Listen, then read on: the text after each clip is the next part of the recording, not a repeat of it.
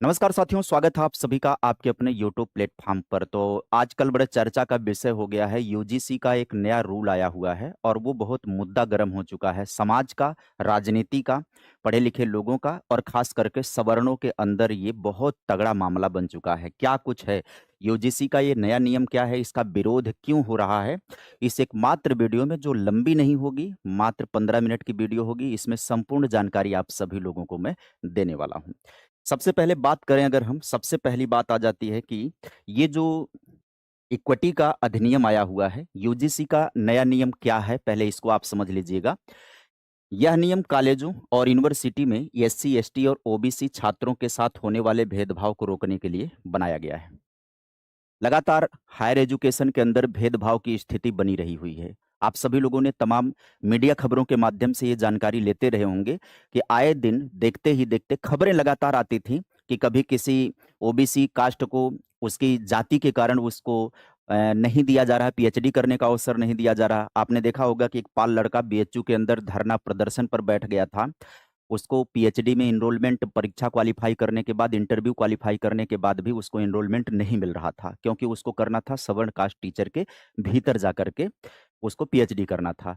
और ऐसे तमाम केसेस लगातार आते रहे हैं। तो इसको ध्यान में रखते हुए सरकार ने या यूजीसी ने एक नियम बनाया। यह नियम कॉलेज और यूनिवर्सिटी में एससी, एसटी, ओबीसी छात्रों के साथ भेदभाव को रोकने के लिए बनाया गया है। आगे समझिएगा, ढांचा इसका क्या है। देखिए, इसमें इक्विटी कमेटी गठित की जाएगी, इक्विटी स्क्वाड होगा और इक्विटी हेल्पलाइन होगा। हर कॉलेज में इनका गठन किया जाएगा। जितने भी यूनिवर्सिटी हैं, चाहे वो डिग्री कॉलेज हैं, हर जगह इसका गठन किया जाएगा। शिकायत क्या होगी? यदि कोई एससी, एसटी, ओबीसी छात्र शिकायत करता है कि उसके साथ जातिगत भेदभाव हुआ है, तो 24 घंटे में कमेटी को मिलना होगा और 7 से 15 दिनों में एक्शन लेना होगा कमेटी को। शिकायत मिलने के बाद यदि कोई कंप्लेन मिलती है तो उसको ऐसा करना होगा कमेटी को। सजा क्या हो सकती है? छात्र के लिए दोषी पाए जाने पर छात्र की डिग्री रोकी जा सकती है या उसे परीक्षाओं से वंचित किया जा सकता है। संस्थान के लिए क्या हो सकता है? यदि कॉलेज नियम नहीं मानता है तो यूजीसी उसकी मान्यता रद्द कर सकता है या ग्रांट रोक सकता है। यूजीसी ग्रांट कमीशन उसका नाम है, जो कॉलेज को, यूनिवर्सिटी को एथराइज करता है, ग्रांट देता है कि तुम चला सकते हो, तुम्हारे हमारे तरफ से मान्यता है, तो ग्रांट को रोका जा सकता है। अब आप समझिए इसे क्यों लाना पड़ा, इसकी ज़रूरत क्यों पड़ी, पहले इसको समझिएगा। कुछ पिछले मामले आप समझ लीजिएगा, सुप्रीम कोर्ट के आदेश और उसके पश्चात ये नया नियम आया है। कुछ मामले क्या थे? इस नियम को लाने के पीछे मुख्य कारण सुप्रीम कोर्ट का आदेश और पिछले कुछ वर्षों में हुए कुछ चर्चित मामलों को माना जा रहा है। कौन से मामले हैं? चर्चित मामलों की बात अगर आप करेंगे तो रोहित वेमुला केस हुआ था 2016 और पायल तड़वी 2019 का मामला है। इन दोनों छात्रों की आत्महत्या के बाद यह मुद्दा उठा कि कैंपस में जातिगत भेदभाव होता है, जिसे रोकने के लिए सख्त कानून बनाने की जरूरत है। अब सुप्रीम कोर्ट का जो न्यायिक निर्देश आदेश आया है, सुप्रीम कोर्ट ने यूजीसी को निर्देश दिया कि परिसरों में भेदभाव को रोकने के लिए सख्त गाइडलाइन बनाए जाए। रोहित वेमुला का केस आप सभी को बड़ा चर्चित केस रहा है 2016 में, और ठीक वैसा ही 2019 में पायल तड़वी का भी मामला बड़ा चर्चित मामला था। आगे हम इसके विषय में चर्चा करने वाले हैं कि क्या कुछ हुआ था, क्यों इसे लाना पड़ा, इसका विरोध क्यों हो रहा है। पहले आपको मैं समरी समझा दे रहा हूं ताकि जो संक्षेप में जानना चाहते हैं वो संक्षेप में जान लें। सवर्ण समाज और कई संगठनों द्वारा इसका भारी विरोध किया जा रहा है। इसके मुख्य कारण को हम समझा रहे हैं। विरोध का कारण एक तरफा कानून हो सकता है। यह नियम मानता है कि भेदभाव भेदभाव केवल सवर्ण द्वारा एससी, एसटी, ओबीसी के खिलाफ किया जाता है। इसमें यह प्रावधान स्पष्ट नहीं है कि अगर कोई जनरल कैटेगरी के छात्र के साथ भेदभाव करे तो इसकी क्या सुरक्षा होगी। इसका मिसयूज भी तो हो सकता है कि किसी भी जनरल कैटेगरी के कैंडिडेट को या विद्यार्थी को टारगेट भी किया जा सकता है, इसके तहत फंसाया जा सकता है। जैसा पिछले मामलों में आपने देखा होगा कि दहेज का कानून का भी दुरुपयोग हुआ है, एससी, एसटी एक्ट का भी दुरुपयोग हुआ है। तो सवर्ण बिरादरी के जो छात्र हैं या जो लोग हैं वो ये मान रहे हैं कि इस कानून का दुरुपयोग भी हो सकता है। भारत में संभावनाएं बनी रहती हैं। विरोध का दूसरा कारण क्या है? दुरुपयोग होने का खतरा।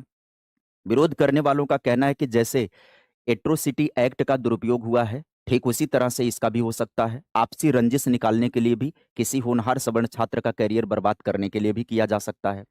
विरोध का कारण 3 क्या है? जातिगत विभाजन हो रहा है यहाँ पर। आलोचकों का मानना है कि यह नियम कैंपस छात्रों को एक दूसरे के खिलाफ खड़ा कर देगा और गुटबाजी का माहौल बन जाएगा। ओबीसी एससी एसटी बनाम सवर्ण हो जाएगा। मामला ये यूनिवर्सिटी का माहौल बिगड़ जाएगा, कैंपस का माहौल बिगड़ेगा। नियम की अब आपको तकनीकी बारीकी हम समझाने चल रहे हैं। यूजीसी ने जो ढांचा तैयार किया है वह काफी सख्त और व्यापक है। इसमें जो प्रावधान है उसकी बात कर लेते हैं। सबसे पहली बात होगी इक्विटी कमेटी, जो मुख्य निर्णय लेने वाली संस्था होगी। इक्विटी स्क्वाड होगा जो कैंपस में निगरानी रखेगा। और इक्विटी एम्बेसडर छात्रों के बीच से चुने गए प्रतिनिधि होंगे। और इक्विटी हेल्पलाइन शिकायत दर्ज करने के लिए एक हेल्पलाइन नंबर होगा। ये किन मामलों में लागू होगा? हर कॉलेज, हर यूनिवर्सिटी के पूरे तंत्र में ये लागू होगा। और ओबीसी एससी किसी भी बिरादरी के इस बिरादरी के छात्र को यदि कोई जातिगत आधार पर प्रताड़ित किया गया तब वो दर्ज कर सकता है शिकायत। शिकायत और कार्रवाई की समय सीमा क्या होगी? 24 घंटे में बैठक होगी। 15 दिन में रिपोर्ट आएगी जांच पड़ताल करके, 7 दिन के भीतर कार्रवाई होगी। शिकायत मिलने के 24 घंटे के भीतर कमेटी की बैठक होनी चाहिए। 15 दिनों के अंदर कमेटी को अपनी रिपोर्ट देनी होगी और रिपोर्ट आने के 7 दिन के भीतर कार्रवाई होनी चाहिए। अपील, अगर छात्र संतुष्ट नहीं है तो वह ओम्बड्समैन यानी कि लोकपाल के पास अपील कर सकता है। आगे आप समझिएगा, भेदभाव को समझिए। नियम में केवल प्रत्यक्ष भेदभाव ही नहीं बल्कि अप्रत्यक्ष प्रभाव को भी शामिल किया गया है।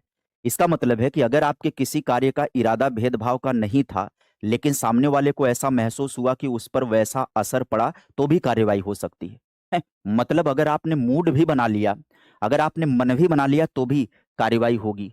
यानी कि यही बिंदु सबसे ज्यादा विवादित बिंदु हो जाता है कि प्रत्यक्ष का असर तो कम रहेगा, अप्रत्यक्ष का प्रभाव ज्यादा देखने को मिलेगा। लोग इसका इस्तेमाल करेंगे, यानी मिस यूज करना होगा। विरोध का गहरा कारण होगा रिवर्स डिस्क्रिमिनेशन का डर होगा। सवर्ण समाज के विरोध का मुख्य कारण यह है कि यह नियम एससी एसटी ओबीसी बनाम जनरल का समीकरण बना देता है। सरकार बनाना ही चाह रही है क्योंकि सामने चुनाव है। सुरक्षा का अभाव है। क्या यह सुनिश्चित किया जा सकता है कि ओबीसी छात्र एससी एसटी के साथ है या एससी छात्र एसटी के साथ भेदभाव नहीं करेगा? क्या भेदभाव केवल जनरल के विद्यार्थी ही करेंगे एससी एसटी ओबीसी के साथ? नियम में यह माना गया है कि भेदभाव केवल सवर्ण ही करता है। अगर कोई सवर्ण छात्र रैंगिंग या भेदभाव का शिकार होता है तो उसके लिए इस विशेष नियम का कोई भी सुरक्षा कवरेज प्राप्त है क्या? दुरुपयोग की आशंका बताई जा रही है कि कैंपस के भीतर राजनीति होगी, है ना? ये तो सिंपल सी बात है, भारत है तो संभव है। राजनीतिक मामलों की अगर हम बात करें तो देखो सिंपल सी बात है, इसको क्यों लाया गया है? सभी प्रकार के चुनावी मुद्दों को साध लिया गया है सरकार के द्वारा। अब सामने यूपी चुनाव है, वोट बैंक है उत्तर प्रदेश में। चुनाव को देखते हुए इसे लाया जा सकता है, ऐसा माना जा सकता है। सरकार सवर्ण वोट बैंक, जो कि भाजपा का कोर वोटर माना जाता है, ग्रांटेड ले रही है उसका। ओबीसी एसटी वोट बैंक को साधने की कोशिश कर रही है और बड़े आसानी से इस मामले में सफल होती दिखाई पड़ रही है सरकार, क्योंकि ओबीसी एसटी बनाम हो गया है सवर्ण। सवर्ण विरोध करना शुरू कर दिए हैं। अब जितने भी ओबीसी एसटी वाली कैटेगरी है ना, वो उनके बचाव में, अपने बचाव के पक्ष में आ जाएगी। विरोध का समीकरण बन गया, समर्थन मिलना शुरू हो जाएगा भाजपा को। अब यहाँ पर बात कर ले, ये दोनों मामले हैं रोहित वेमुला और पायल तलवी के मामले को आप एग्जाम्पल के रूप में ले सकते हैं। कहीं ना कहीं ऐसे मामले होते रहते हैं, भारत में हर दिन मामले होते रहते हैं। ये मामले हैं यूनिवर्सिटी कैंपस के भीतर हुए मामले हैं। इस कारण से इस पर सुप्रीम कोर्ट ने अपना निर्णय सुनाया है। उम्मीद करेंगे कि आप सभी लोगों को सेशन में हर एक चीज समझ में आ गई है कि ये कानून लाना क्यों पड़ा। तो जातिगत भेदभाव होता है, निश्चित तौर पर यूनिवर्सिटी के अंदर या हायर एजुकेशन के अंदर ये चीजें पाई जाती हैं। लाना भी जरूरी था, लेकिन लचीलापन थोड़ा सा उसमें होना चाहिए। इसका विरोध इसलिए हो रहा है कि इसका दुरुपयोग हो सकता है। इसका विरोध इसलिए हो रहा है कि राजनीतिक समीकरण साधने के लिए कैंपस के अंदर राजनीतिक भेदभाव या जातिगत भेदभाव पैदा करके विद्यार्थियों में गुटबाजी करने का अवसर दे रही है सरकार। तो इस मामले में देखना होगा। तो उम्मीद करेंगे पूरा सेशन आप सभी के समझ में आ गया होगा। यदि आपको सेशन समझ में आ गया होगा, सारी बारीकी समझ में आ गई होगी, तो वीडियो को लाइक कर दीजिएगा, थोड़ा सा अपने हित मित्रों तक शेयर कर दीजिएगा, चैनल पर नए होंगे सब्सक्राइब कर दीजिएगा।